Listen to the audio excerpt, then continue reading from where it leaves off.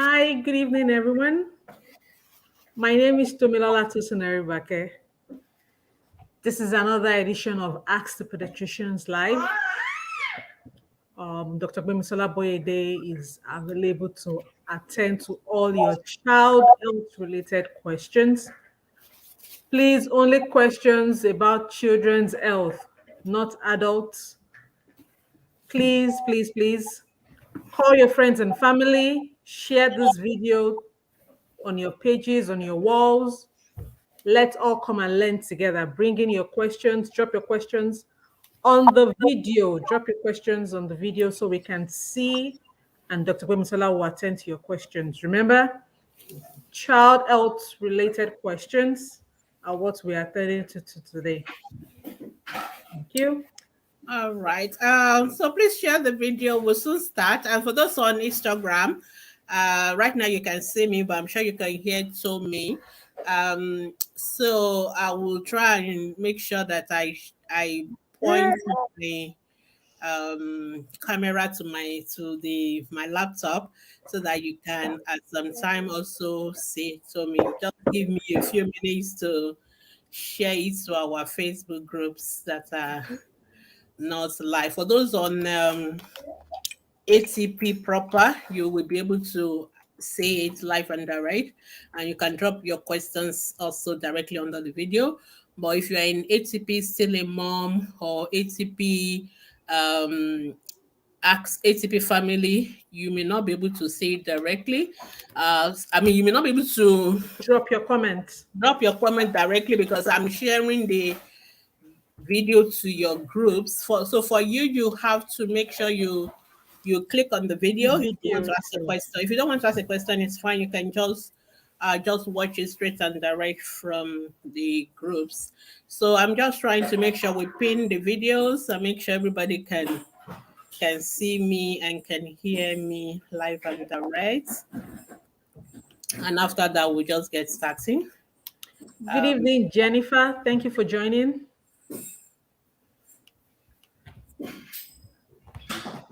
Okay, yeah, I think I've done that. All right, welcome everybody. Instagram, drop your questions and then I will make sure I read them.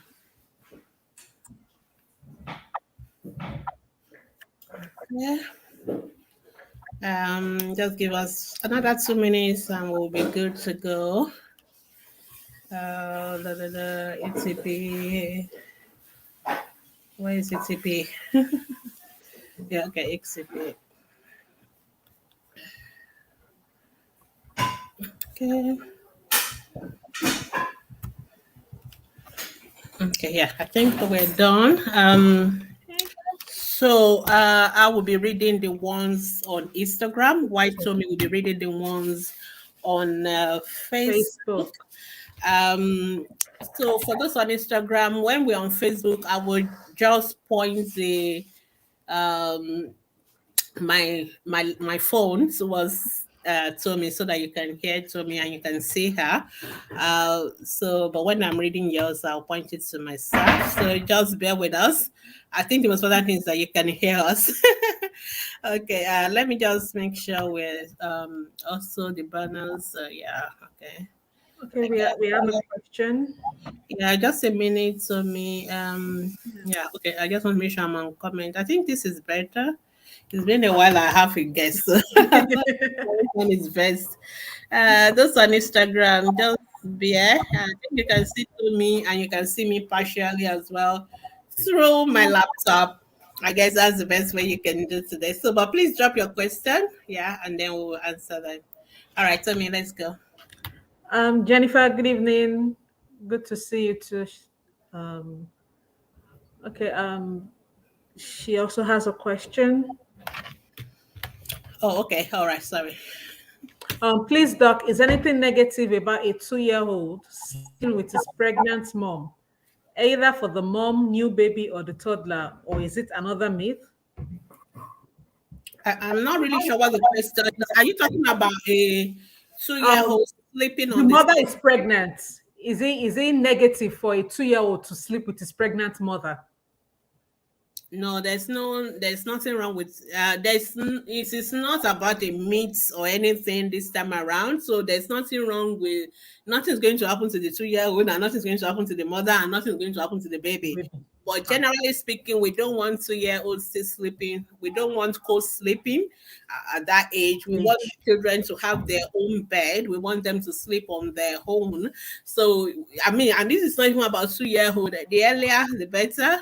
Even at least from age one, you want to make sure that your children are sleeping on their own, and the earlier the better. So just let the baby have his own bed, sleep on his own bed. For so many reasons. Number one, their sleeps are better. Some it also reduces the children of getting suffocated. Some adults are very poor sleepers, rolling on Hmm. babies and all Hmm. that. So we then generally don't like co-sleeping for other reasons, not because of the belief that because the mother is pregnant, anything is going to happen to the baby. So if that is what you have in mind, no. But generally, we want you to start getting your baby sleeping on their own. The earlier, the better. They can sleep in the same room with you, but you can put them on their own bed. Bed. But if they can sleep in their own room, why not? That's even much better. Yeah, but sleep on their own bed, separate from the parents' bed. That's just the point. All right. Thank you. Okay, I think that's the only question we have on Yeah, Facebook. that's the question we have on Facebook for Yeah, now. so let me just go to Instagram, people, because they are see joining. I think I have a question by sorry, I'm just going to turn this. um Eva Lush Perfume says my baby's food is green and sometimes yellow, and whether it is yellow it will be still sticky. Muka, she's not 4 months old, she's taking breast milk alone. Okay, so I guess the question is you're having your child passing a mix of greenish and also yellowish stool. So there's nothing wrong with the stool being yellowish. There's nothing wrong with the stool being sticky for babies on breast milk. And that does not mean it has mucus. If it's mucus, you will really see the mucus is separate from a sticky stool. So greenish stool, sometimes we tend to see it. It could be as a result of the fact that you are um, not giving your baby enough breast milk and what we call starvation stool. So it will be completely green. It is not a green mix with yellow. It will be completely green. Green mixed with yellow is still normal. But if you are having like only very scanty stool that is completely greenish, then we call that starvation stool. So what you really need to do is to make sure that you breastfeed your baby more frequently. And when you breastfeed, make sure you breastfeed from the beginning to the end. In other words, you must empty the breast because some mothers tend to breastfeed at the beginning. So you give baby because the first part of breast milk, what we call the fore milk, is more watery and less of fat and less of milk. So if you breastfeed a little bit and only give the fore milk, then it is just as if your baby has taken water with little or no milk and fat. And then if you now switch to the breast and go to the other side again, you give another side which is the fore milk, and you don't breastfeed long enough, then your baby will not take the last part of the milk. So at that point, your baby will be full of water but less of milk. So we want you to breastfeed the baby and empty one breast. Usually that will take another like 5 to 10 minutes, even sometimes longer, depending on how efficient a baby is. Your 4 month old should be an efficient sucker by now, so you should be able to empty the breast. And most mothers, you will know when your breast is empty. You will feel the breast kind of deflated, and you will see that when you press it, little or nothing is coming out. That means that breast is empty. Then you can switch to the other side. So you make sure you empty one breast and switch to the other side, and don't just use only one breast, which are some of the things some other mothers do. They just breastfeed only on one particular breast continuously. No, you should alternate the breast with feeding. So and make sure you empty the breast and then you go to the next breast. So that is how to do it, and that will reduce the chances of your baby having what we call greenish stool or starvation stool. Otherwise, yellowish means with green, there's something to worry about, and you can just keep breastfeeding your baby exclusively. I hope that's helpful. And then the next question is let me see. The next question is by dress up essentials, and you say how long does it take to empty one breast? Exactly, I've answered that question whether before you answered it, because it depends on how efficient your baby is. So for newborn babies, they are not very strong in sucking. They may take longer. They may stay up to 20 minutes on the breast sometimes. But whereas for babies that are being that are like 3-4 months, they are becoming more efficient at Okay. sucking the breast, so they will need shorter time.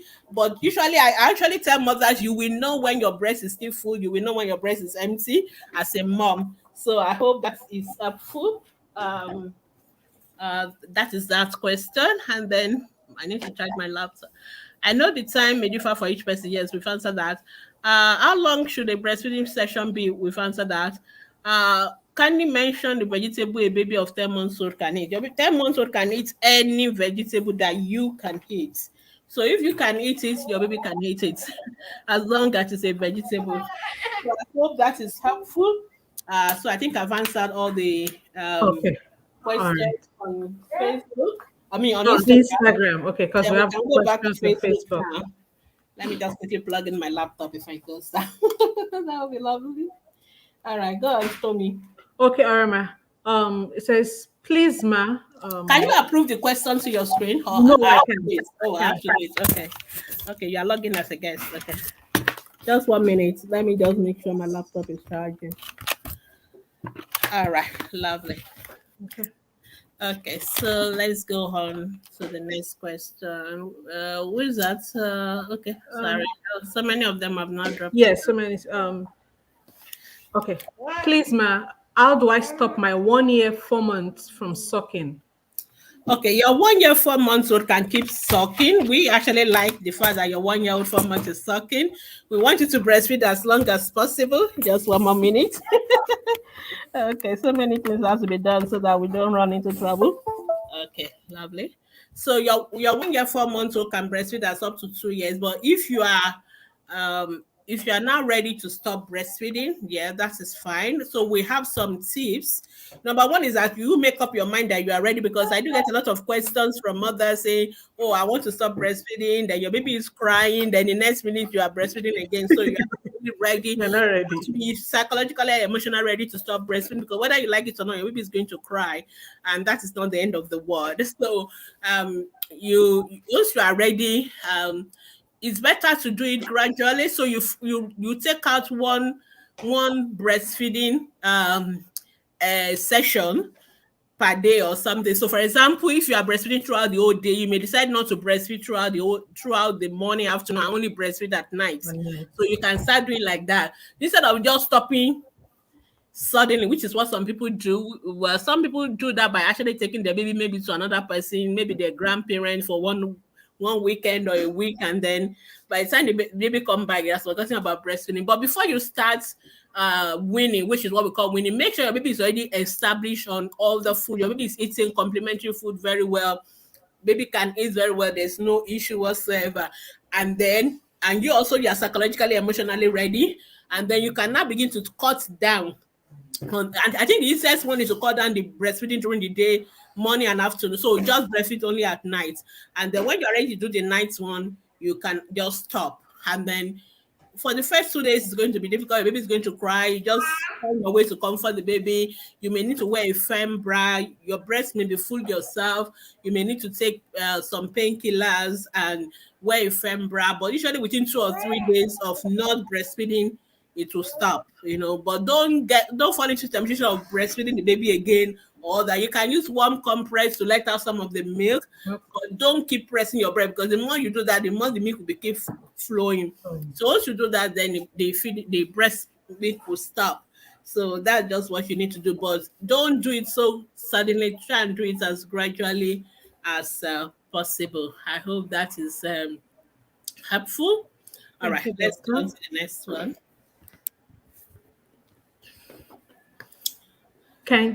Can children outgrow environmental asthma if such a child changes environment?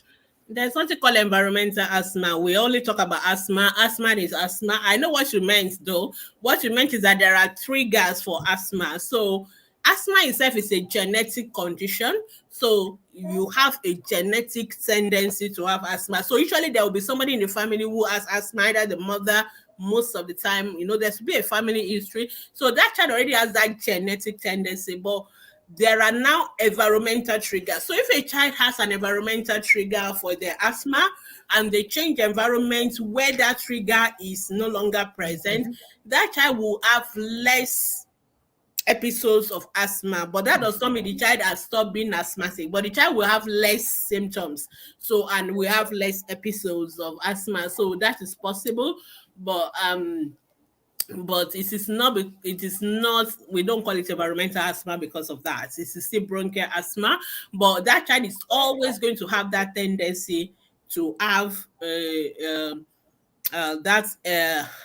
asthma episode whenever the child come exposed to those allergens or those things in the environment. The reason why it's important to say this is because if you just have that in mindset that because you change the environment, your child no longer has asthma, and you don't have that precaution, you never know when the child will get exposed to other things in that new environment that could make the child to have an attack. And you must have the usual things like the like your inhalers and all that. You must know what to do. So don't just assume everything is all over until just because you've changed your environment. I just want you to understand that. But of course, the child can have less episodes. I hope All that's right. useful. Thank you, doctor. Our next question is from Anne. Good evening, Dr. Gbemi. Please, my boy of 5 years armpit smells like an adult. What caused this and what can I do? I can't hear you, doctor. I've muted myself. Oh, Sorry. okay. I was talking to my daughter here. Okay, so I don't understand when people smell like an adult. Okay, so I just because you meant the child has maybe a very obvious strong body odor or something like that. The first thing is hygiene. Um, excuse me. Hygiene is very important. That you should always make sure that your child has their bath, especially in the morning. When they've gone out and they have a lot of sporty activities, they sweated and all that, you must change the clothes, you must wash them, you must check their pants that they are cleaning themselves properly and all that. So that's the first thing you need to work on.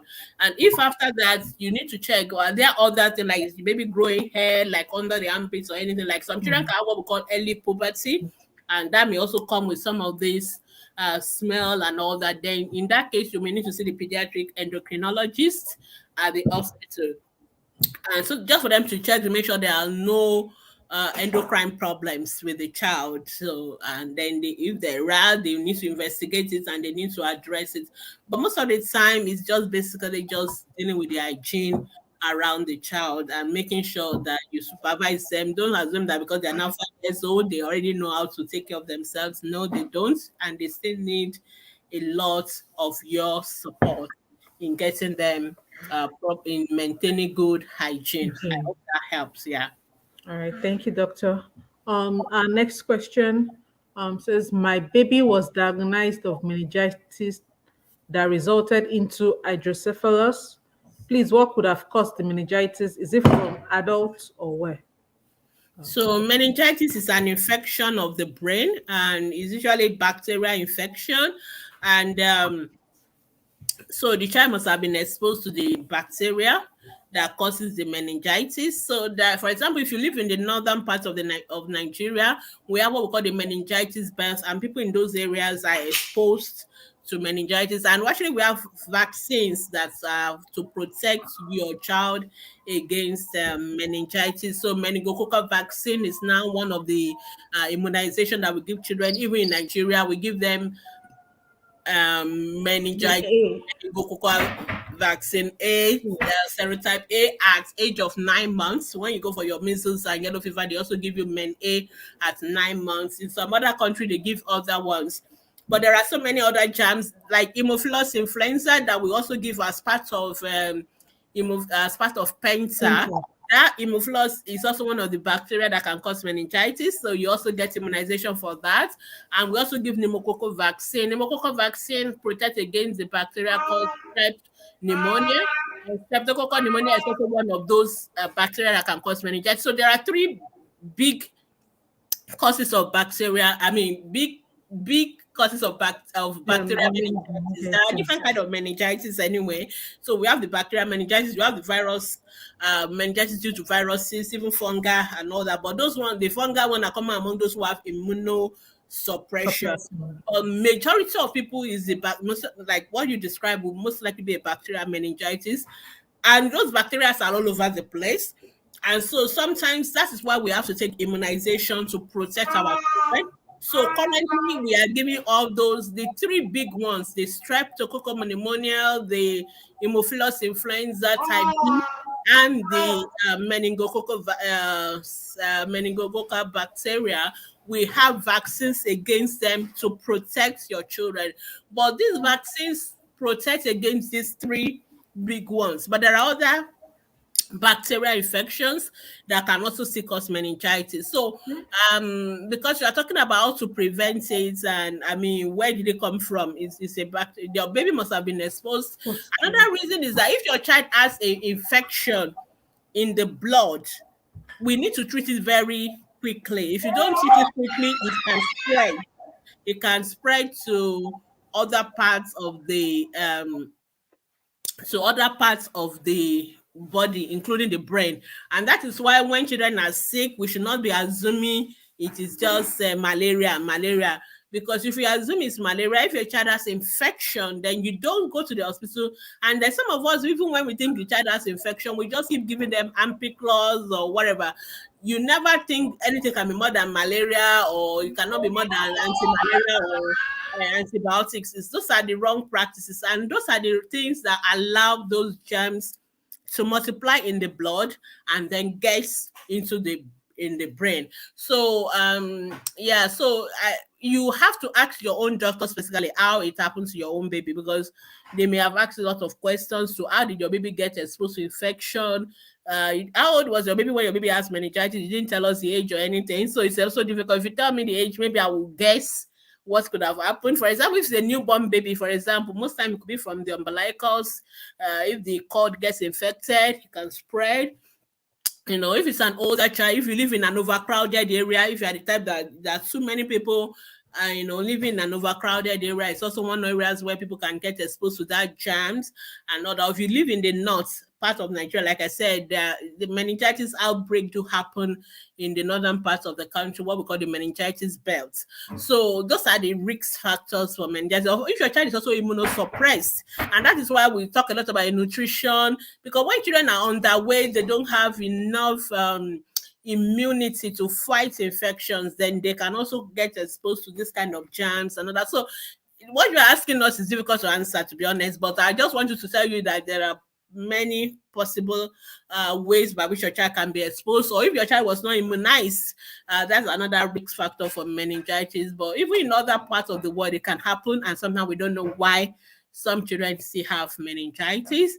And that's why we worry about meningitis, because it can cause a lot of complications, like what your child had, hydrocephalus, which means it's so, like there's too much of water in the brain, which means there's some part of the brain that has been lost as well. So that is the main issue. I hope that is helpful. Yeah. So I will just leave it at that. So the most important thing is that let's prevent meningitis. Make sure your children are all immunized, and there's immunization that is not okay. There's no immunization that is like, okay, I don't have to do that one. You have to do all of them as much as possible. All right, let's move on. Next question from Temitope. Good evening, Dr. Gbemi. What causes geographical marks on a 6-year-old boy's tongue? It doesn't hurt or bleed. The tongue just have traces. Okay, we just call it geographical tongue. We don't know what causes it. It's just one of those things that happen. It's just, but it doesn't cause any harm to your baby. It doesn't require any treatment. There's nothing for you to worry about. It's also common in people who have iron deficiency anemia. So we need to check your baby's blood level to make sure there's no anemia. And if there is anemia, we treat that. But otherwise, it's just that mark, and there's nothing to do. There's nothing to worry about. Just let it be.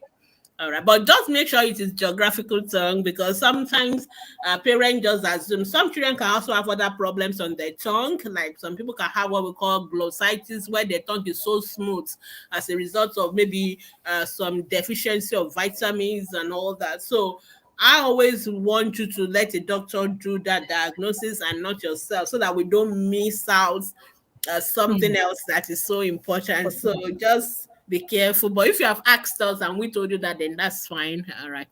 Don't worry. All right. Thank you, doctor. Adako is asking, my baby of 25 months old has catarrh and mild cough.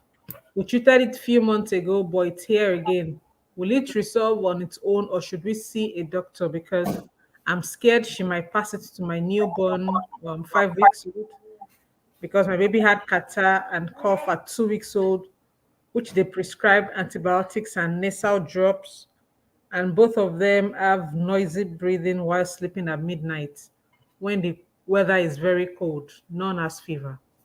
Okay, so I didn't know you treated it 3 months ago, because you said you treated your baby has the same cough and catarrh 3 months ago, which was treated.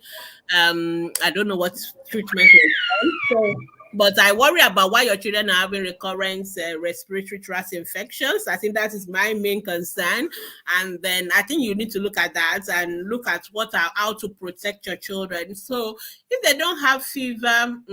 The fact that they will pass it on to each other, that one, there's nothing we can do about that, because it's a respiratory chain. And the fact, and unfortunately, that's going to happen because your 25-month-old has brought it home, and your baby is going to catch it, because it's as long as they're coming together and they're staying together, it's a viral thing. It spreads in the hair. So it's almost 100% your other baby is going to catch it. So if it's a viral thing, there's nothing your doctor is going to do. There's no treatment for viral infections. But I think what you need to do, your 25 months, maybe because your 25 months is going to school, is going to a crèche, is going to a nursery, and they are getting exposed to other children who are also having cough and catarrh. So it's almost a vicious cycle. Sometimes it may be as good as keeping your children at home for a while and break it. And usually we encourage you to take your children to school that have very strict policy when it comes to all these kind of respiratory infections. That I know mothers don't like it, but really, if your child has fever, cough and catarrh, they should stay home. They should not go to school. They should not go to, because they're going to infect other children. But everybody wants to go to work, and they don't want to keep their children at home because of cough and catarrh, because of childcare arrangements and all that. So it becomes a vicious cycle. So you see all children going in and out with cough. As they are finishing one, it goes back to school, catch it again, and bring it back home, and it becomes a vicious cycle. So I always tell parents, I mean, you just have to do what you need to do. So the best thing is to keep the children at home, let this go, and you check with the school where your children are going. Are the other children also having cough and catarrh and all that, so that they can, if they have a policy about keeping children at home, that will be very helpful. And then hygiene, washing hands, and all that will also reduce it. So, but for your baby, make sure you are also exclusive breastfeeding. That's also a way of reducing the risk, and keep the bigger the 25-month-old away from the little baby as much as possible. I know it's really hard, because you have to take care of the two of them. So, but that's the best thing to do. But if it's a viral thing, it will resolve on its own. Yeah. All right. Thank you, doctor. Our next question. Please, ma, can breastfeeding cause lumps in the breast? Okay, so breastfeeding does not cause any lump in the breast. So you can have lump in the breast for various reasons. Nothing stop a mother who is breastfeeding from having breast tumor or breast cancer, and that. So don't assume because you have breastfeeding you cannot have it. You should still always examine your breast. The typical way we always say we should do that. But the common reason why breastfeeding mothers feel lump in their breast is because of the uh what we call breast engorgement. If you don't, if most people, the babies are not properly attached to the breast, so there's what we call poor latching. And because there's poor latching, when your baby suck on the nipple, the milk does not flow out. So the milk stays in the breast, and then your breast gets engorged, and then you feel that feeling of lump, it begin to clog in the breast. So that is what normally causes. So if that is the case, what you need to do is just use a warm, get a cloth, a soft towel or something, put it in warm water and put it on your breast, and it will make the milk all flow out. But more importantly, to prevent it from being recurrent, make sure that you um attach your baby properly to the breast. So we've done the breastfeeding week, we've done so many demonstrations, we have the breastfeeding videos. You don't have any excuse for not knowing how to attach your baby to the breast if you follow ATP, because I think we've done that several times. You can watch the past videos, or you can watch all the breastfeeding videos. When you put your baby when you're putting your baby to the breast, it is not the nipple that should be in the mouth. It is the nipple and the areola. That areola is the black part beyond your nipple. Almost all of that should be in the mouth of the baby. So when baby wants to suck, make sure they open their mouth wide. Don't just let them just quickly just grab on the breast, because when they do that, they just grab on the nipple and they suck on the nipple. They are frustrated. No milk is coming out because the milk is not stored in the nipple. The milk is stored under the areola. So the baby's gum or whatever mouth must be on the areola. That is where the milk bank, or what we call the milk sinuses are. That is where they need to be put in their mouth. So make sure they open their mouth wide, and then put the whole of the breast in the mouth, so that the whole of the areola, you should barely see it when your baby is sucking. If you can barely see your areola, then your baby is well attached to the breast. If you can see all the black parts beyond your nipple, your baby is sucking on the nipple, and that is wrong. And that is what is going to cause the milk to accumulate in the breast, to cause lump, and that is what you are experiencing. And if you don't get rid of it on time, it will give you pain. It will lead to what we call mastitis, infection in the breast. Sometimes it even lead to breast abscesses and all that. So I always tell mothers, breastfeeding is 99% attachment. If you can get attachment right with breastfeeding, you are going to get breastfeeding right. So that is the number one thing. And there will be no lump in your breast, because your baby will empty. Then also make sure your baby empty the breast before you remove it from the mouth, before you switch to the neck, and then alternate the breast. Some people will breastfeed only on one side. It's wrong. Alternate the breast, and I think that will be helpful. Okay, I don't know whether I should go to Instagram before we begin to accumulate Instagram questions. Oh, All right, so just give me a few minutes. I don't okay, want doctor. Instagram questions to accumulate. Um, Instagram, I always have to talk so that I can. Where did I stop last? Okay, okay. Um, Okay, stop at the vegetable question. So, what can you say about teething powder, ma? At what month can baby start? There's nothing like teething powder. Your baby do not need teething powder. Please do not give any baby teething powder. And if you are the type that you've started, please stop now. No teething powder, no teething mixture, no teething medication. I know they are sending all of it for you, but your baby don't need them, and they are wrong. They shouldn't be sending such things. Teething is a normal thing for babies to do, and they don't need any medication. The same way you don't give them sitting medication or give them walking medication, they don't need any sitting medication. And they are very dangerous kind of medication. If you are doubting me, just go and read about my Pekin, and then you will know why you should not uh, give your baby any sitting mixture.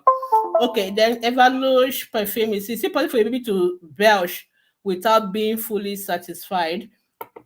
Yeah, no, when you say belching, it's just expelling hair from the stomach. So it is not a matter of being full or not being full. It's not a sign of satiety. It's not a sign of anything.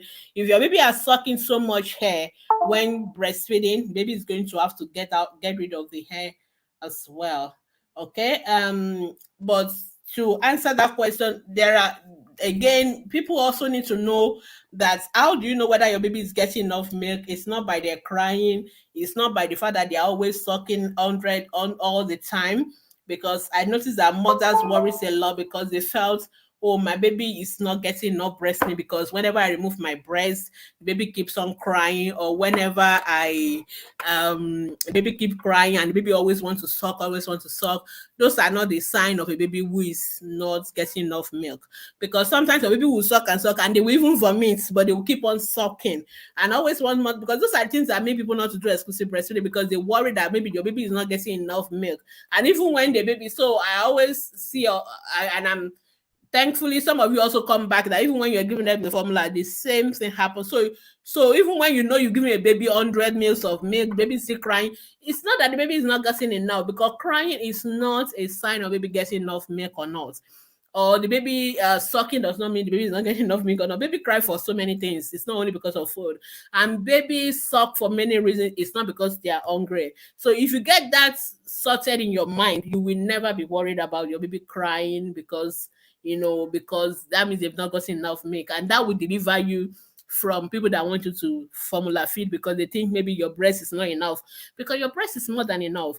People can exclusive breastfeed even twins. So I don't know, I don't see anything why a mom with one baby should not be able to exclusive breastfeed. So you produce enough milk. So don't worry about that. And I always say if you are not sure, you can press it out and see how much volume you are actually giving to your baby. So you can be very sure of that. So if you want to ask questions about how do you know when your baby is full, that's another question altogether.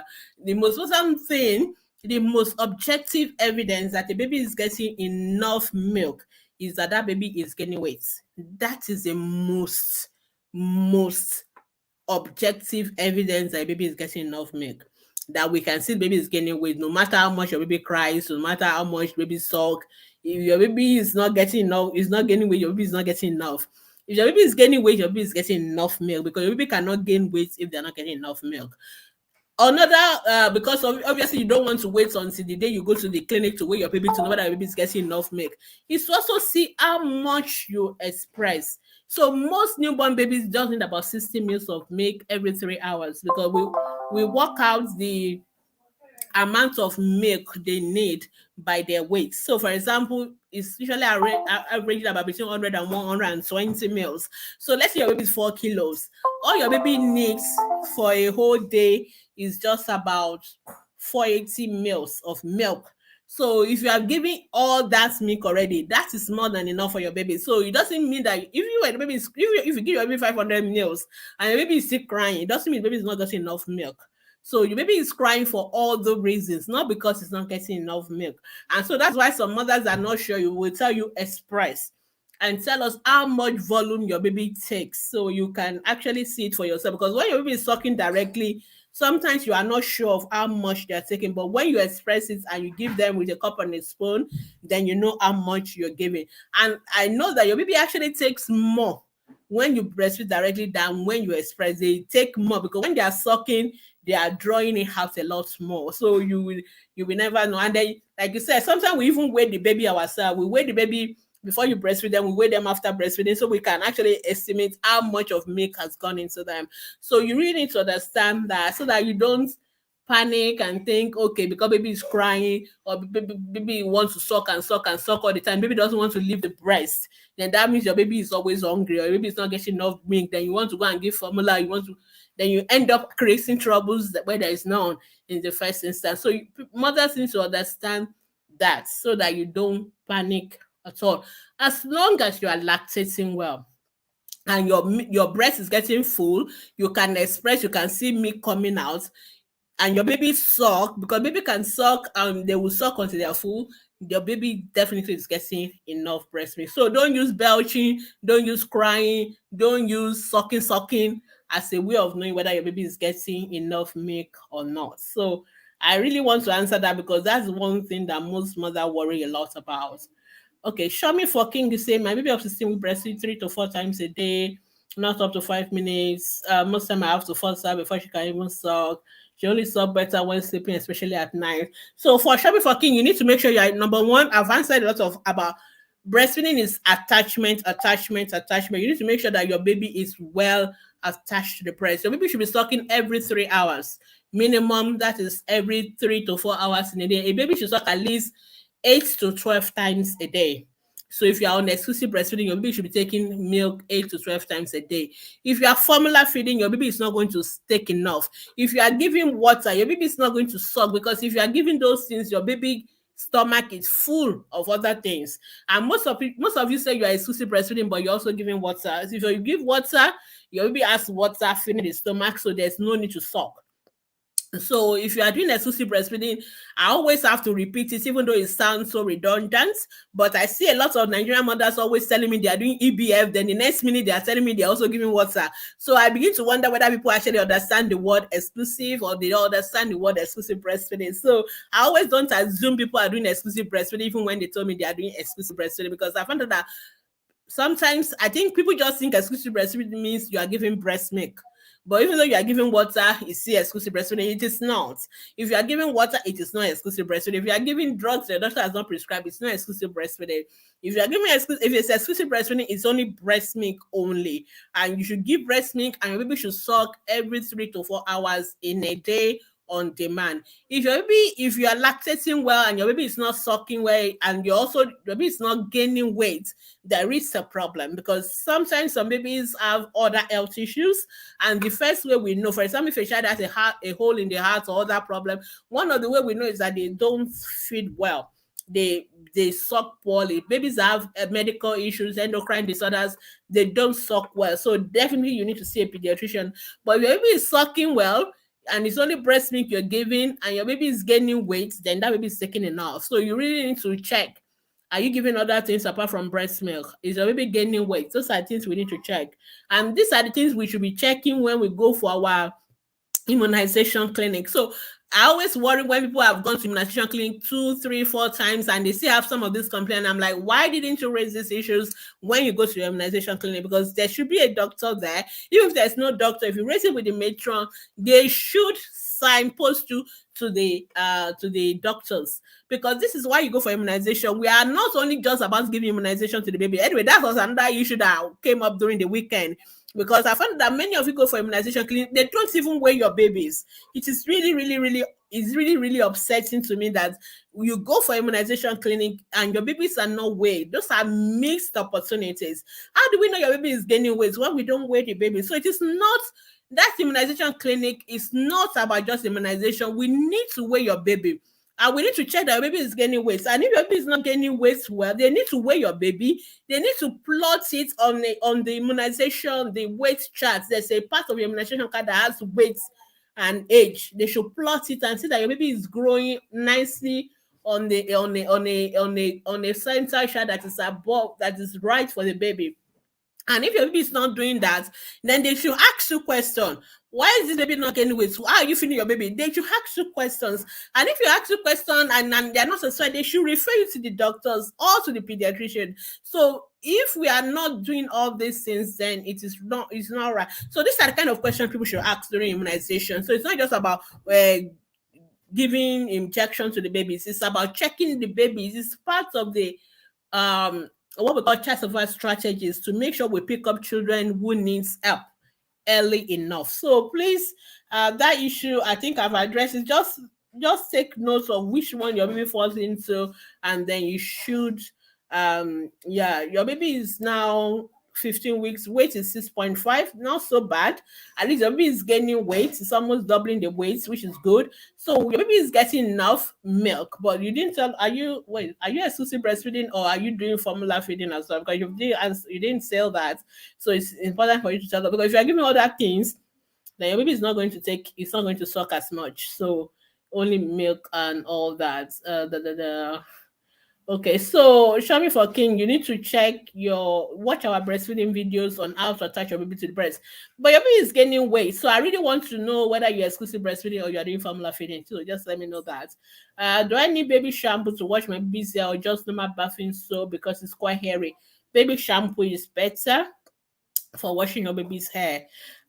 Tinsel, whatever, my baby, sorry, Tinwell Classic, whatever.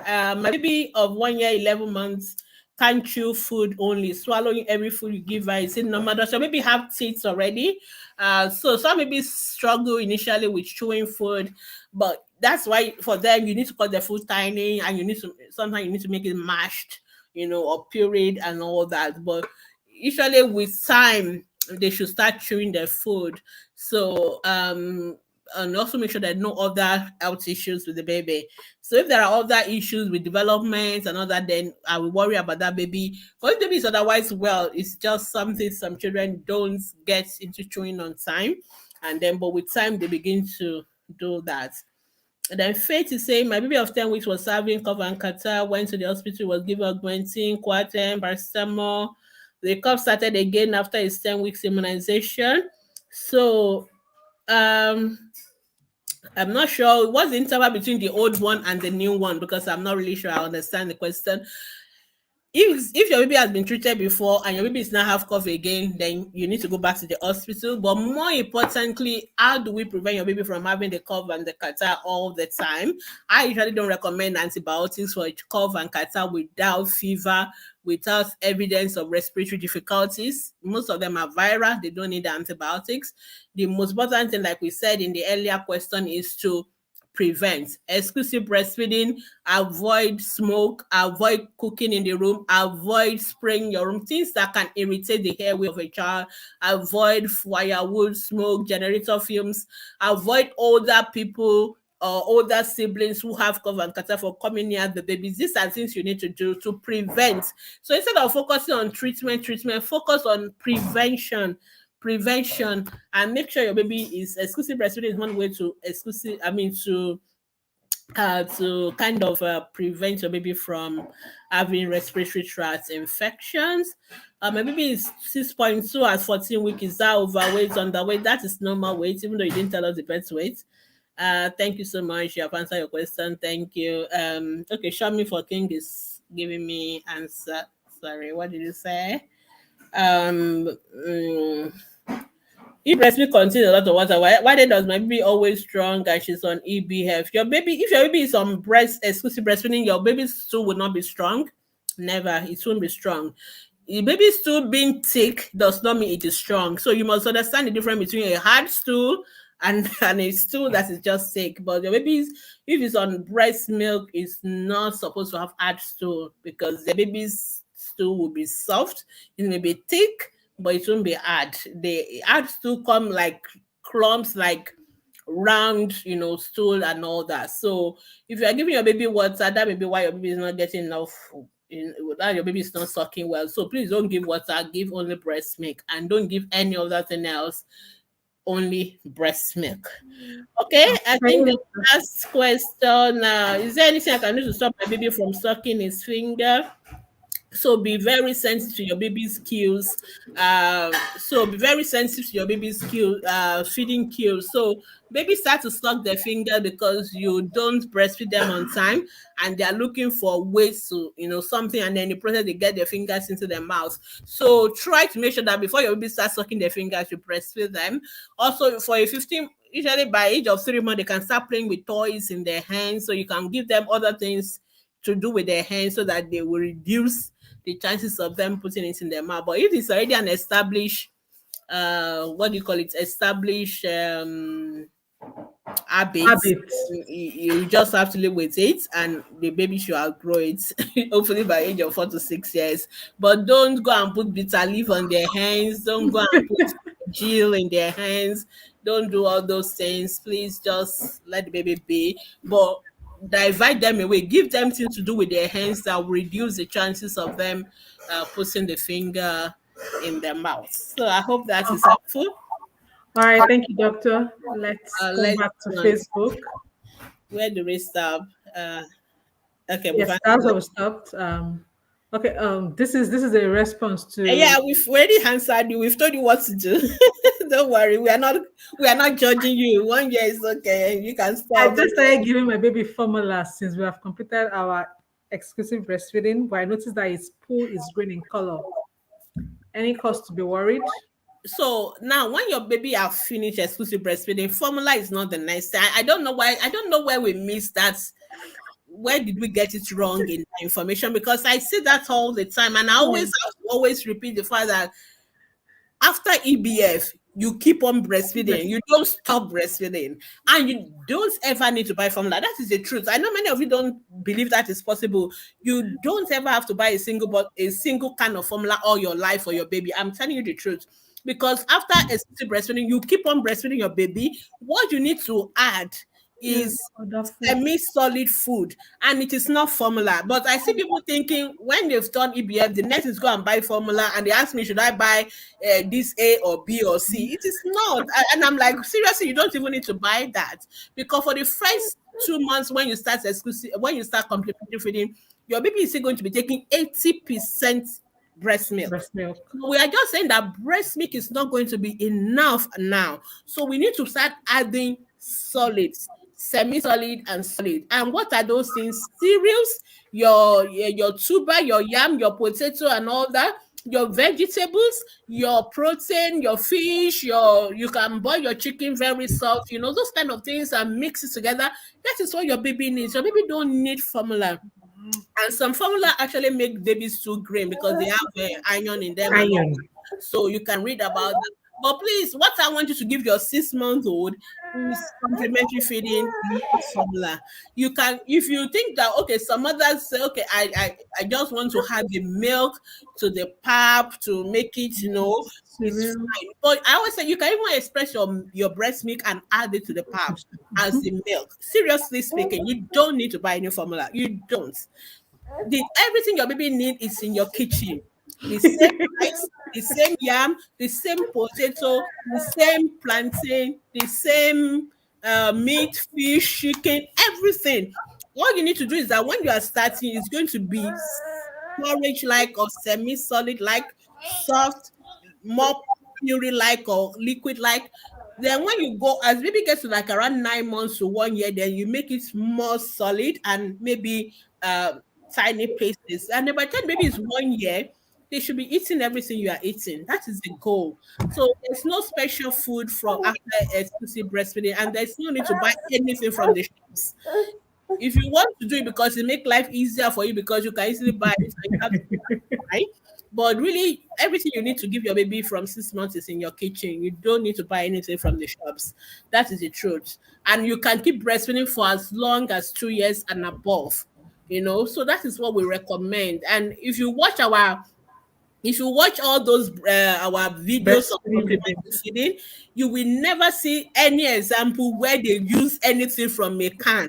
Go and watch all those videos. Those videos were done deliberately. Because they want mothers to realize that everything you need to feed your baby, you can get it from your own kitchen. You will never see them use anything from the can, not even a milk from the can, because your breast milk is the milk your baby still needs for the first 2 years of life. So there's really no need for you to go buying any of those things. So I hope that helps somebody though. So, but if you want more information on complementary feeding, please, I always recommend, especially for those on ATV, please, before you start complementary feeding, do that course, because I found out that many people make mistakes and it is more difficult to start correcting. Thing. I found out that people that watch the videos that have the knowledge before they start, is smooth sailing for them. So please, there's a lot of misconception, there are lots of misunderstanding about how to go about complementary feeding with mothers, and that is why we all struggle. And you see babies that have been doing well when they were on exclusive breastfeeding, and they start having weight issues now that they are on complementary feeding, because the Breastfeeding. moms are not getting it right. Another error people make is that it is pap, pap, pap. You never ever have to feed your baby pap as part of complement. Never. You don't ever have to use pap if you want to. Of course, it's one of our common things that we eat, but it is not compulsory you use pap. So there are many other food that you can give your baby. All right, let's move on. I think I'm over stretching. My baby of 13 months breathe out loud, but when I change the position of sleeping, it stops. Does this still have symptoms of adenoidal hypertrophy? Does he have adenoid before? Because you said does he still have symptoms?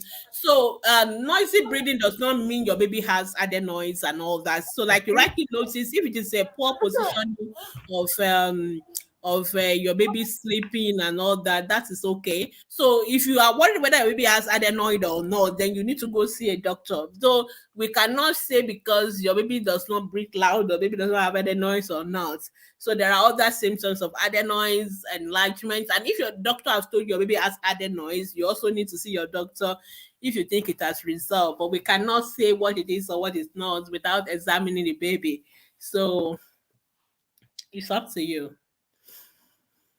Okay, let's move on. How do I treat cough and catarrh in babies? I think we've answered this. Yes, we've answered So it already. I don't think we should repeat that. Most cough and catarrh are due to viruses. They are not, they don't need any treatment. Focus on the prevention. And I think I've mentioned so much about prevention today. So I will just leave it at that. Okay. Please, what are the development stages one should expect for a newborn baby monthly? Okay, that is a whole book or a whole course. There's no way I'm going to tell you everything because development has to do with, we have different domains. So we have what we call the gross motor, that is your baby neck control, sitting, walking, running, and all that. Then we have what we call baby do with their hands, fine motor. We have what we call language, the sounds, turning to sounds and all that. Also, have what baby does with you, smiling at you and all that. So there are different domains of development, and there are different milestones what we expect. So for example, by 3 months I expect your baby to have neck control. By 6 months they should be sitting. By 9 months maybe they should be crawling. By 1 year they should be walking. So we have a web on our website www.askpediatricians.com. There's a whole article on developmental milestones. Just go and read it. You can, or you can just Google developmental milestones. There are so many of them online so that you have it. Or there are apps that actually help you to track all those things. But if I want to tell you everything about developmental milestones, we're not going to leave the clinic. We're not going to leave today. So I'll just refer you to our website so that you can read it for yourself and take note of all those milestones. Yeah. Good evening, Dr. Gbemi. My 5 month baby uses hand to eat his head when sucking. Hope there's no problem with that. There's no problem with that. So I don't know why mothers worry about everything. Okay, so there are a lot of things baby do, just like you yourself do when they're enjoying themselves. Some babies just like to eat their hair. Some maybe will pull their hair. Some maybe will, so many of them. I get these questions every day. I forgot all the examples now. And most of the time, it's just a baby who is having fun. Baby is not. There's nothing wrong with the baby, and the baby does not do it after they finish sucking. So it's not something to worry about. So don't worry. Good evening, ma'am. Please, my 9 month old baby has not started crawling or bottom shifting. He can sit without support. Yeah. He is active and none of his body parts seem stuffed or floppy. He has a soft body tone. He started sitting with support at 5 months. Birth weight is 3.1 kg. Current weight is 6.8. Okay, so you are confusing me, to be honest, because you told us your baby does not look floppy, but then you also say he has a soft body tone. So those two words are contradictory because a child with soft body tone. So anyway, I don't expect you to be the one to tell us whether it is soft or floppy or not. But to start with, I'm not worried about your baby because some 9 months old don't crawl. They will not crawl, and so you can just watch whether your baby is one of those people that will not crawl and they will just start moving. Even the bottom shuffling may not be immediately, they may be up to 10, 11 months. So I'm not worried, but I worry because you said something about soft body tone because it's not a typical thing for mothers to say. So I would rather you just let one of my colleagues examine your child. Because the developmental milestones you've told us are fine. Your baby already sitting at 5 months, is sitting without support. I'm happy with that. So at 9, like I said, crawling is a plus or minus for most babies. So babies don't crawl and there's absolutely nothing wrong with that. So, but because you mentioned soft body tone, I want a doctor to examine that baby to tell us whether that tone is normal or not, whether we should worry about it or not. So, because there are other things the doctor will see that mothers don't say. And so I just want you to be sure that we're not missing anything. So when you go for your 9 month immunization, you can ask the doctor to examine your baby. If you have gone already, just go back again and let them just check the baby's tone. Yeah. Okay. Please, ma, can a child has what looks like a lymph node around one side occur and later reoccur, not painful?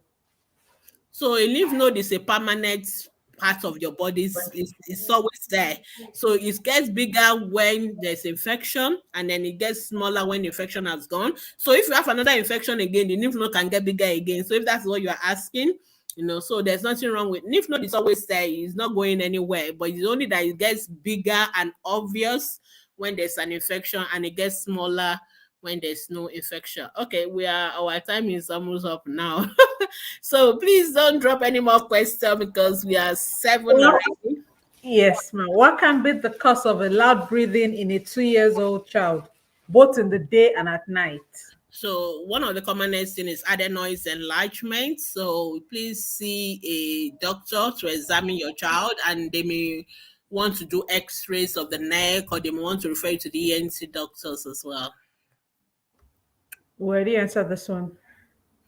Lymph node. Oh, okay. Just saying it another way. Please, what causes swelling inside the nose of a 2 year old? There are many things depending on what is exactly swelling. So if you think there's something swollen inside the nose of a baby, please take that child to see a doctor, and they will examine and tell you what to do. Yeah. All right. Deborah is asking, my 11-year-old daughter has been complaining of having pepperish feeling on her face anytime she goes back to sleep under the mosquito net. Please, what can be done to the situation?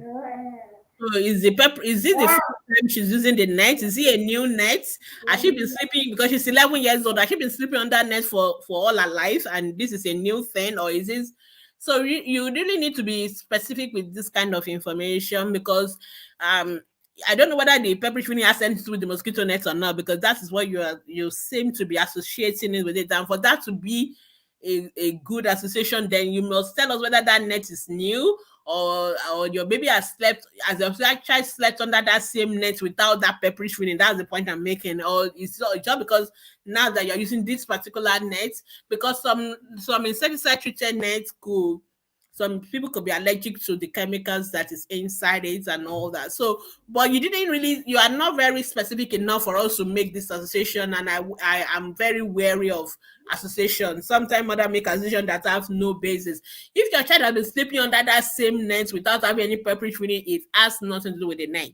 And there are many other reasons why your child will have that pepperish. But if it's a new net, and it is when you start using the nets that you start noticing the pepperish feeling, then perhaps maybe your child is allergic to something, the chemical used to treat the net. So it depends. So if it is a case of it is something used in the net, then you may need to stop using that net or use another one, or wash the net and use it again, because that's what we normally recommend for those who are allergic to the chemicals used in the nets, or use a plain mosquito net. So you really need to be sure which one it is, because so that we don't just start attacking what is not there, because if it's not net, we have to start thinking of what is it that is causing it, and that will require further evaluation by a doctor. Yeah. This person is I've gone through the complementary feeding videos, but my baby doesn't eat at all. He only wants to suck, and he's 7 months.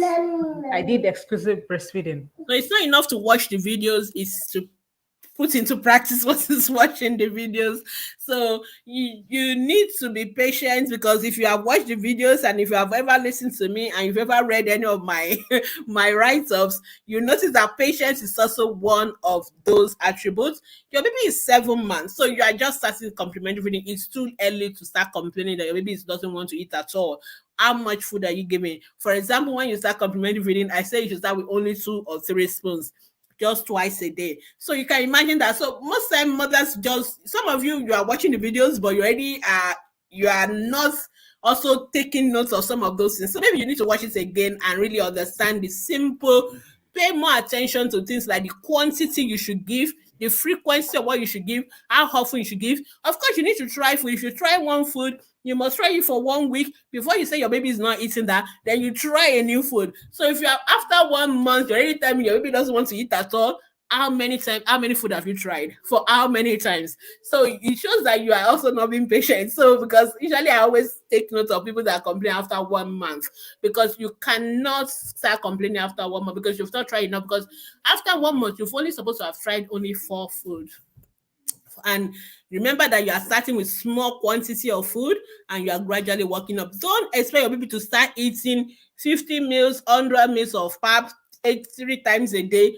The first month you start breast, the first month, if you don't take note of those simple things and you're just looking through the video like just like a video, like a movie, you are not picking up the salient points. And I always want mothers to go through those things and take note of those salient points. Take note of quantity, take note of how frequently you give it, take note of how long you should try. So if you go through our Facebook group, if you go, I have another post where I really took my time to explain some of these things.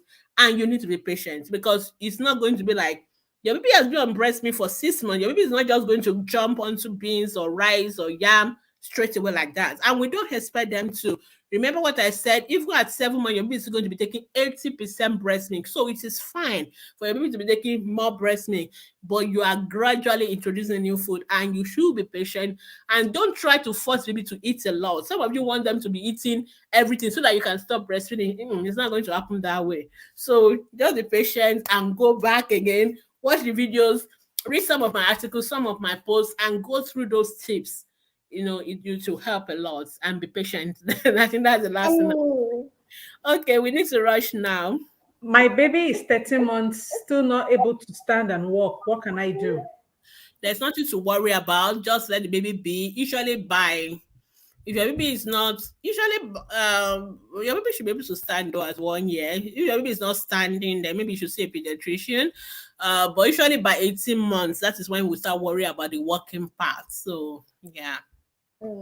My baby spills milk a lot, and I learned that's reflux. Is it also normal for baby to cry almost every time he wants to belch? And when he wants to spill milk, he's 14 weeks old. Baby can cry for anything. So anything that is inconveniencing them and all that, they can cry. There's nothing to worry about. So that's that. Please, can we stop sending in questions? Okay, let's stop now. So we already have question up. We're now in 6:30.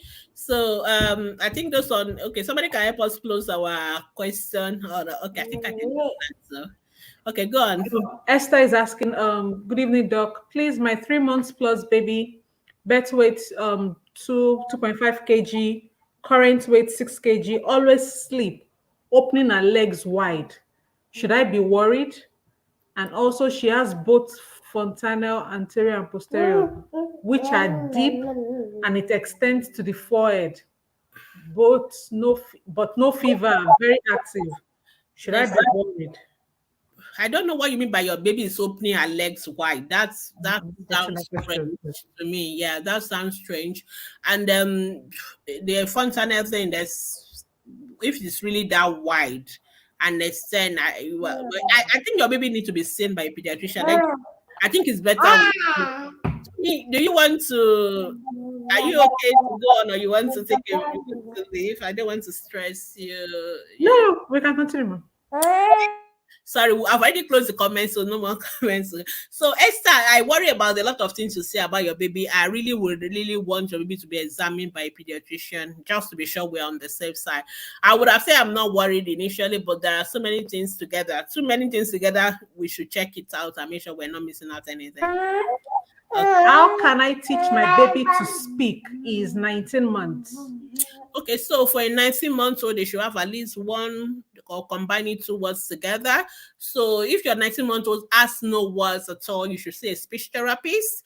And for tips on how to encourage language, how to encourage your baby to speak, we have a guide section in our Facebook group. So if you put this question on our Facebook group, somebody will, I think it's guide 4. So it's about what parents can do to stimulate speech. In other words, you talk to your child, reduce your own language, non-TV cartoons. It's more of human interaction and that. But more importantly, you need to see a speech therapist.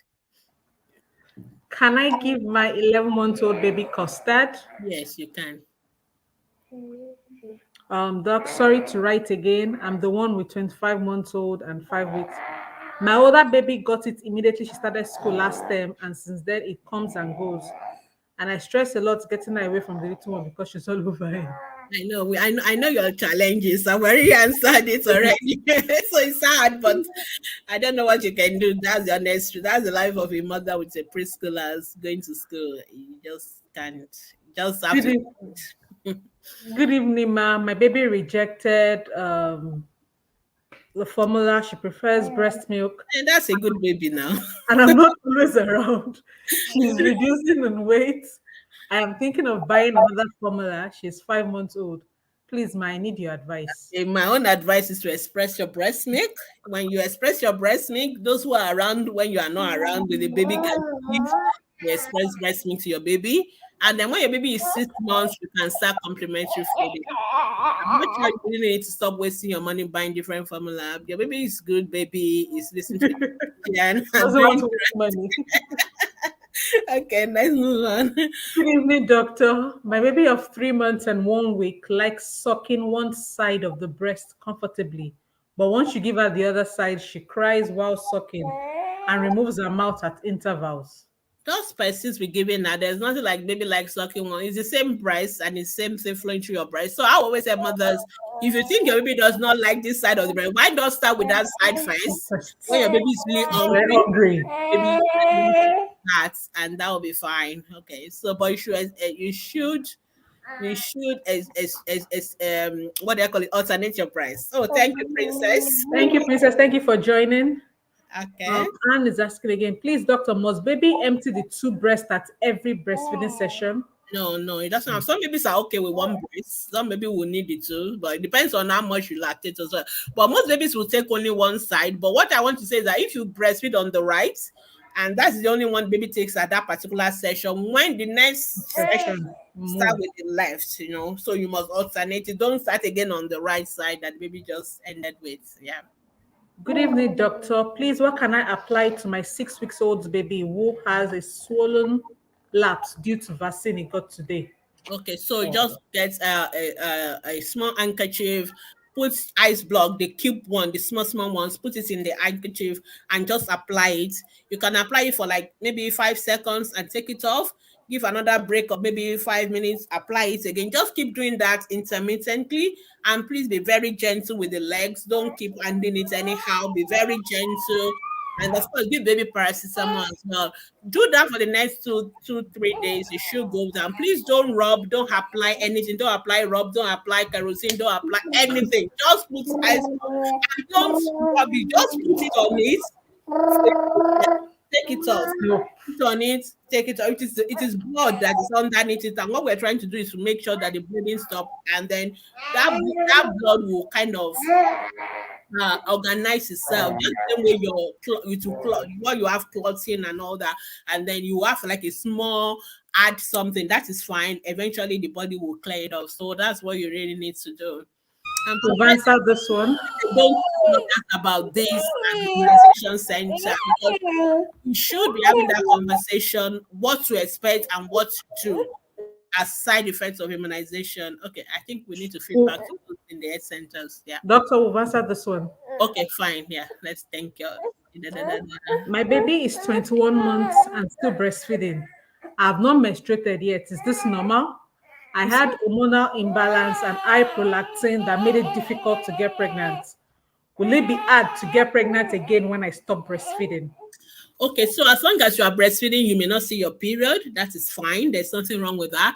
But because you are also somebody who is, you have your own health issues, you may want to see your own doctors about that.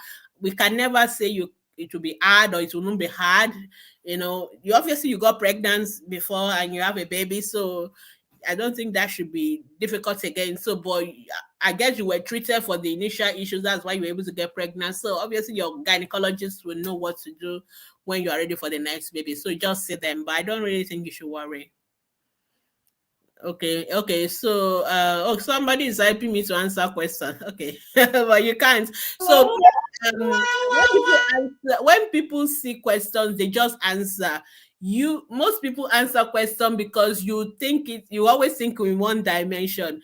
You've already assumed it's a mosquito net. What if this child has been using this mosquito net for the past 10 years and did not have peppery training? So that is why we don't allow you to answer our question on ATP, because the doctor is thinking beyond just what you are thinking. So if the mother come back and tell us this mosquito net is new, then we can think of that. But for you to be 100% certain, doctors don't think like that, and we don't say things like that because we know there are other things that could be wrong. So this is why we always say we don't want these guys to comment on our questions or to answer our questions for us, because there are always other reasons or other things that could be an explanation beyond what looks like the obvious. It may not always be the obvious. Okay. I'm just saying that because I want people to understand how we process what you tell us. It's not just always straightforward like that sometimes. Yeah. Good evening, ma. My son is a year 8 months and hasn't started talking clearly, like saying simple words like fine. Should I be worried? Yeah, you should definitely see it. If your 20 months old doesn't have any word, you should see a speech therapist. For some of us who are milk industry, plenty milk all the time, how do we empty one breast before the other? You don't have to if the baby so I don't know, maybe I'm not clear enough. If your baby has sucked on that breast and your baby is fine, then that is okay. You can express your breast, keep the rest of the milk and go and store it in the fridge. So for those of you who are complaining when I'm not around, who is going to, then you can store your breast milk ahead for when you will not be around, for other people to help you feed your baby. So you can, if you produce more than what your baby need to suck, especially for those of you who are going to be working mothers, you are going to go to work, that's a good opportunity for you to express your breast. Make sure you label it properly and keep it in the fridge. And then they can feed your baby with those when you are not around. So it doesn't mean that your baby always have to empty the food. Don't misunderstand me. When your baby is full, that is, so maybe will suck only on one breast and they'll be fine. So maybe we need to suck it too. But whatever, just make sure once your baby is full, most babies usually will stop sucking when they are okay. They don't keep on sucking forever. Then it's up to you now to now express. In fact, some people, when you are breastfeeding on one side, then you can be expressing the other side so that you can keep that one. So it's up to you really. So if you are lactating more than enough, that's good. Just express and keep. Um She's replying to the person that gave her suggestion. and Chinazana, that is why I tell you, you can't always answer questions just because somebody has said something. You can't always 100% sure. Okay. Tomilola is asking, please, apart from the oral vaccine given at the immunization clinic, is it also compulsory or necessary to take the oral vaccine taken from house to house for babies? Yes, yes. So the one you take at the clinic is what we call routine immunization. Now the ones that they give out to us, we call it supplementary immunization, and we do that as a way of preventing a particular disease. For example, polio is one of those ones we do supplementary immunization for. Sometimes we do for measles when there's a measles outbreak, but usually we do that in the center because it's an injection, or they will go to school to give it because it's an injection. But there's nothing wrong.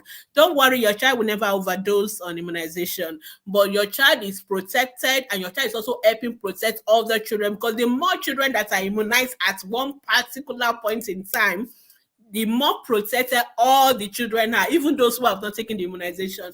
So that is why we do those supplementary immunization. Don't worry, your children are fine. All right. Okay, this one is a compliment. Right. Thank you, sir. Please, ma'am, my 6 months baby can't stand. Your 6 months old should not be standing, so there's nothing to worry about. So this is why I always say, please know the normal, because I am sure this person is a first time mom. So know the normal developmental milestone. Please go to our website, go to or ask on our Facebook group. They will tell you what is normal milestone. 6 months old should be sitting down, not standing. Mhm. So there's no reason to worry about a 6 months old not standing or not. Yeah, that's not working. What do I do about my 9 month old baby not allowing anyone else touch her? I'll be starting work soon, and I'm really worried about living out with someone who is a total stranger.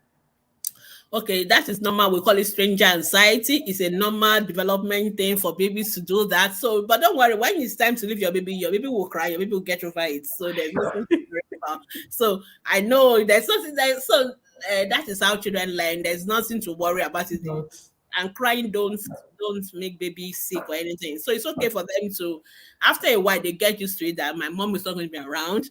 I know it's going to be hard for you as a mom, but that they will get over it. Just don't worry ahead about it. Don't worry. our next question. This is the first time I want to barb my 6 month old babies. Can I use a clipper? You can, if you know how to use a clipper, or just get somebody who knows how to do it to do it. There's no hard and fast rule. Most important is like it's a sterilized clipper and it is hygienic and all that. And make sure it is low it is not too, the vibration is Vibration. high, because that will affect the baby. Sometimes you may just want to use scissors and cut your baby's head, but anybody that knows how to do it can use it, as long as it's not baby. Sometimes babies is fine with it and they don't have any issues. So that's Okay, we have a question from our YouTube channel. Woo, finally. Good evening, ma. Is it safe to make semo like pap for a 6-month-old baby? Why not? You can, but just make sure it is not just semo only that the baby is going to eat. Let's make sure we add some vegetables, like maybe what do you call it, like ewedu, okra. Let's make sure we add some fish, like crayfish. So always make sure the food has as many food classes as Classes. possible. So there's a carbohydrate, there's a protein, there's vegetable, there's oil. A little bit of oil would not be bad, palm oil and all that. So that is fine. Yeah, just be creative. Good evening. Please, I sent a message on Saturday concerning my son of 4 months rashes on his lower abdomen, which is spreading fast. Went to the health center in my area, was given a cream to rub, but I sensed that the nurse just wants to sell a market.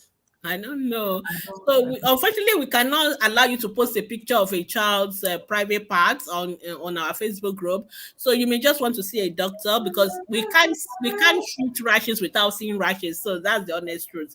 Without seeing rashes, we can't treat it, and that will determine the treatment. Okay. Good evening, ma. Please, at what age can a baby start taking orange without mixing with water? Usually, most time by 7 months they can. Orange is a little bit acidic, so usually when you start it at 6 months, we want you to dilute it a little bit because of that acid in it. But once they are about 7, 8 months, they can take the whole orange itself without much issues. Yeah, no harm. Good evening. Can my 6 month baby use straw cup for drinking water? And can I give water as much as he wants? Your baby can take straw to drink water, but as much as baby wants, you of course I expect that you also are a sensible parent, so you should know. I mean, your baby should not want to take maybe a drum of water and you will give. So usually we say 100 mils per kg. So if your baby is 6 months, or most 6 months are around 6 kg or 7 kg, so the baby should not take more than about 700 mils of water. But remember that it is also that water is inclusive of breast milk. It's Milk. inclusive of all liquid that the baby Liquid. is taking. So most time when you also give them about 50 mils of water to 100 mils after each meal, or like the complementary feeding, that's fine. Okay. But don't worry, because usually if you take water, you will excrete it anyway in urine. So you really don't overdose on water much, but we also don't want you to take too much water that they don't have space for food. That's the point. So it's not that they will take too much water, there's no space for food. So you have to be, you are a mom, I'm sure you are very sensible on what is appropriate. Doctor, please, at what age can you give a baby honey? 1 year, after 1 year. Good evening, doctor. Thank you for your good job. Please, my baby will be 5 months in 3 days' time. He's having constipation. What's the What, solution? what is your definition of constipation? And is your baby on exclusive breastfeeding? Because I really need to understand, because babies on exclusive breastfeeding may not pass stool every day. That is not constipation, because when they pass the stool, it will be normal, soft, thick stool. It's still not constipation. So constipation means the baby is passing very hard stool, very hard, and not passing it regularly. And that can happen in babies on formula feeding. And this is why we say you should give them plain water as well. So you really need to clarify that. Unfortunately, our time has gone, but I think I've already answered that question though. So I think that should help. Okay. Please, ma, is IPV2 added in the EPI schedule? Yes, it has been added. Yeah. So just follow whatever they ask you to do in your immunization center. Yeah. So where the goal is that we were giving OPV before, which is the oral polio. Now Polio? that by God's grace we are kicking polio out, Nigeria is almost we're almost polio free now. So we are going to change to injection and stop giving the oral polio. Oral. But now we're still giving the two together. But after a while, we'll stop the oral and we'll only be giving the injection. And then you start taking 3 injections of polio. Polio. Okay, I think this is the question I just answered Oh, now. okay, yes, this is a question. Please, my baby is always scratching her face, eyes especially. What could be the reason, ma? How old is your baby? And so many questions we need to ask. So, there are many reasons why ejaculation could be allergies, but always include the age of your child in every question and provide as much information, so that will be helpful. Please, ma'am, why is it that when a breastfeeding mother gets pregnant, the baby will be losing weight? How did you know that? That you can't generalize. That is, many people get pregnant and the baby did not lose weight. So if it happens with you or a particular person you know, then you should ask us what happened in that particular person. But it is not automatic that when you get pregnant, your baby will start losing weight. I can think of what could have happened. A mother who is pregnant obviously will be sick herself. She may not have enough energy or strength She to might not even be eating well. exactly. She will not be able to take care of her baby very well. And that is why we tell you to space your pregnancy. You should not be getting pregnant when you still have a baby. I mean, like a baby less than 1 year. You should space your pregnancy by at least 2 years. So, but it is not pregnancy does not make a baby to lose weight.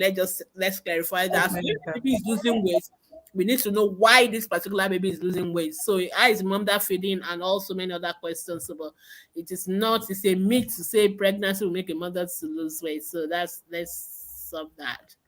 Our next question. My baby turned 3 years old in August. A few weeks back, she started complaining about her eyes. Some few days ago, we started noticing a whitish discharge in her eyes. What do you advise, ma'am? I think she just say, doctor, let them examine the eyes. Watching Tisha should not worry me, but you also said baby is also complaining about her eyes. You didn't really say what is the complaint about the eyes before the discharge. Is it eye pain? Is it scratching? You didn't really specify. So it's hard for me to really know. But watching discharge alone, I'll just say what clean it up. But if there's other complaint, definitely you should better see a eye doctor, ophthalmologist. All right, let's rush through now. Okay. This question is from the one about the pregnant breastfeeding mother. Should the mother stop the? Oh, I don't know. It just says Facebook user. I Yeah, don't know. exclusive breastfeeding stop at For 6 six months. months. Exclusive So breastfeeding does I not don't know. mean does not I mean don't you know who is stop asking this question. yeah, exclusive breastfeeding does not mean you stop breastfeeding. Exclusive breastfeeding means you stop giving only breastfeeding. You keep Breastfeed. breastfeeding, but you're giving other things. But breastfeeding altogether can stop at 2 years and above, or whenever you are ready. Some people breastfeed for 3 years, whenever you are ready to stop. Oh, okay. My baby Okay, is this six person is months. just I'm thank warming up. you. Thank you. I'm liking the fact that you are warming up. Please warm up very well. Please, can I give my 8-month-old baby cod liver drop and can it help with weight gain? There's no need to give your baby cod liver oil, and it's not going to help with weight gain. What to make your baby gain weight is food, good complementary feeding. So go and do the complementary feeding course that Inquiry is warming up for, and then your baby will gain weight. All right, thank you so much. Okay, so your baby is not an EBF and the poo is hard. You need to be giving water. You need to give water after formula feeding, because and make sure that you make your formula the way the manufacturer say. If they say 1 scoop to 30 mils, you should only be water first before you add the scoop, because some people start with the scoop and they add the water is always going to be less. So you should put the water in the bottle first and then add the scoop of the milk. So if you are doing so, make sure you follow the instruction and make sure you give plain water after the formula so as to prevent the constipation. I can easily access YouTube, but I can't find ATP Live. I always say, oh, check ATP TV. It's TVEE. okay. Okay. Our YouTube channel is ATP TV. VEE. ATP TV. Yeah. TVEE. Please, doctor, what immunization is recommended for a 9-year-old girl child? Okay, that is what we call HPV vaccine. That is human papilloma virus vaccine. It's not part of the Nigerian MPI, but you can get it for at if you pay for it, you can get it. All Uh, right, let me run through Instagram because there are Instagram. so many. Hopefully, okay. Yes, I think I've answered this one. I think I've answered the shampoo one. Abi, is it a repeat? Yes, you answered the shampoo. Yeah. I've Shampoo answered the for shampoo. hair. Yeah.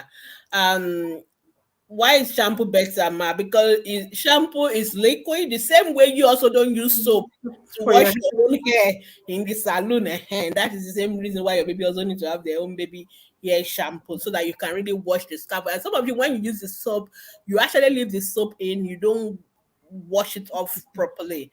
And that is why some babies always tend to have all these like dandruff kind of a thing in their hair. So generally, even for yourself, you use your shampoo. There's a reason why you also use shampoo and you don't use soap, solid soap to wash your hair. It's the same reason. Oluwafisayemi says, what age can a toddler start taking cheese snacks? I don't want to mention him. So if you watch our complementary feeding videos, we don't want you to be giving your baby junk food. Yes. There are healthy snacks. Cheese is not one of them. Biscuits is not one of. You can mention names, don't worry. I don't mind, but I want you to know what not to give your baby. Please give them. I know that yes. I don't know why people make those things, but we make them as treats. They are treats. They are things you give them once in a while, maybe once on a maybe a birthday party, or I'm not saying we should never give children treat chocolate or things like that. I'm not going to be saying it's never going to happen. We are not going to be realistic, but we don't want to be giving the cheese ball every day or packing it into their lunchbox. Please give them healthy snacks. Fruits are very healthy snacks. Banana, apple, watermelon, all those things are healthy snacks. Make it nice and colorful, So those are the things. And try them early on healthy options. Let them see those other stuff as treats for once in a while, maybe when you take them out or maybe once in a weekend or something. Okay, so I hope that is helpful. Adewumi is saying my baby was 3.5 kg at birth, 4.8 at 6 weeks. She's on EBF, no water. Is that okay? Perfectly okay. Aisha wants to be in my video. Okay, thank you. Sorry, I couldn't make you join my video. How is a baby get vagina washed? I guess you're asking, should you be washing the vagina or how should you wash it? I guess that's the question. Number one, you have no business washing the vagina of the baby. So when you say vagina, I'm saying it as a medical person because what you see on the outside is not the It's not vagina. the vagina. We call it the vulva. So that's the external. What you can see in the below the abdomen, let me put it that way. So what we call the perineal area or in the nappy area, what that area you cover with the nappies is not the vagina. We call it the vulva or the external genitals of the baby. So you wash it the same way you wash the hand, the same way you wash the face, the same way you wash it. Then you wash that external surface and you put water and wipe it dry. Put your cream, put your diaper cream around it. That is all you need to do.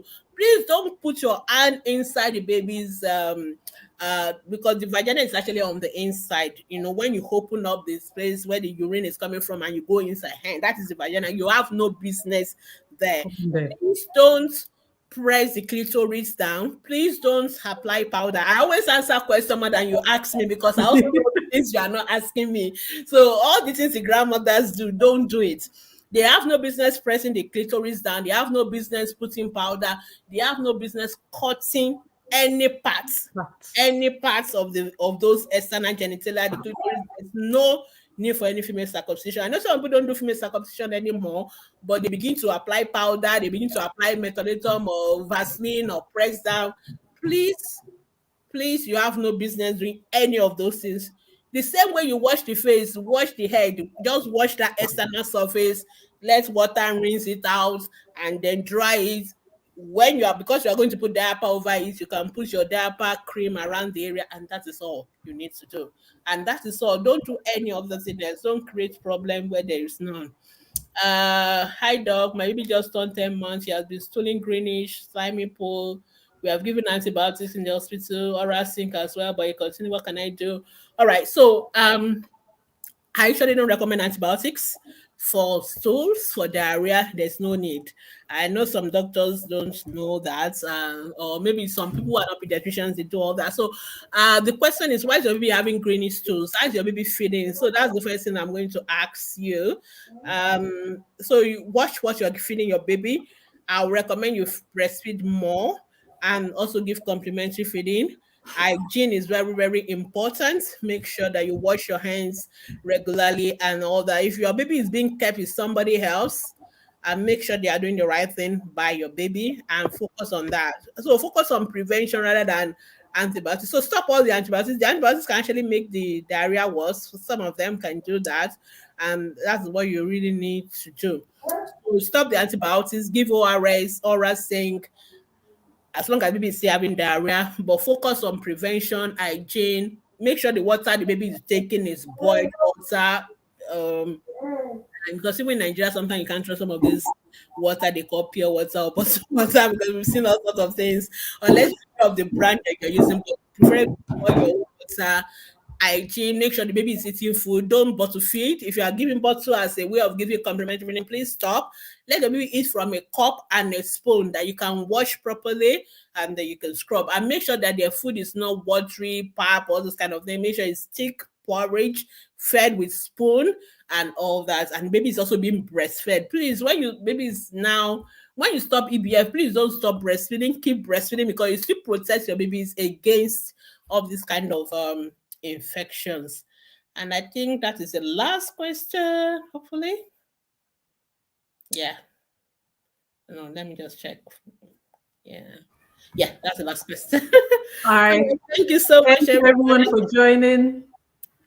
We'll see you at another Ask Pediatricians Live. If you have further questions, please post them to the Facebook group. Moderators and professionals will attend to your questions. Thank you very much.